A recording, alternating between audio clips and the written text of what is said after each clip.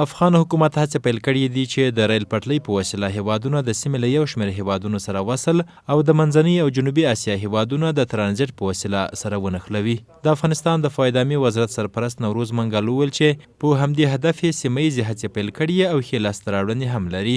ښاغلي منګل د سې شنبې په ورځ د افغاني پلاوي د هغه سفر معلومات له خبریالانو سره شریک کړل چې د دې پروژې 4 غړیو هیوادونو ته یې کړي وو. ښاغلي منګل وویل چې د چین، قرغیزستان، تاجکستان، افغانستان او ایران ترمنځ د اوسپنې د پټلۍ په جوړېدلو موافقه شوې ده. مذاکرات را با ممالک ایران له چین، قرغیزستان، تاجکستان او ایران سره مو په دې اړه خبرې کړي. له نیکمرغه دغه خبرې بریالۍ وي. چین به د قاشغر له لارې له قرغیزستان، بیا تاجکستان، افغانستان او بلاخره له ایران سره ونښلول شي.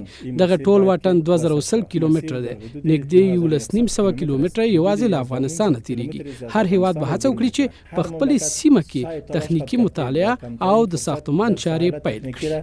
ښاغلي منګل زیاته کړه د ریل پټلۍ نه یوازې دا چې د هیوادونو ترمنځ سیاسي لاسته راوړنې لري، بلکې د سیمې د هیوادونو ترمنځ د سوداګریزې راکړې ورکړې او د ملي اقتصاد په پیاوړي کولو کې به هم لازمه مرسته وکړي.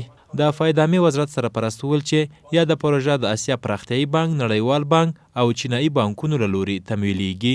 هغه زیاته کړه په دې غونډه کې د غړیو هیوادونو ترمنځ توافق شوی چې د دې پروژې تخنیکي او اقتصادي معلومات به تر 2014 کال پورې بشپړوي.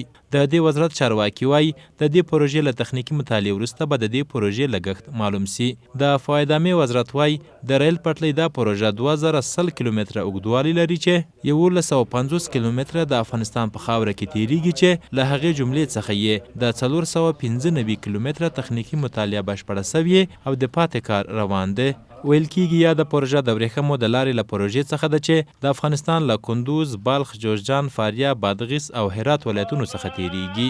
په ورته وخت کې یو شمېر افغان کارپوهان د افغان حکومت او د سیمې د هیوادونو له دې اقدام څخه هرکلی کوي او وایي چې په دې سره به د هیوادونو ترمنځ اقتصادي اړیکې وغوړېږي.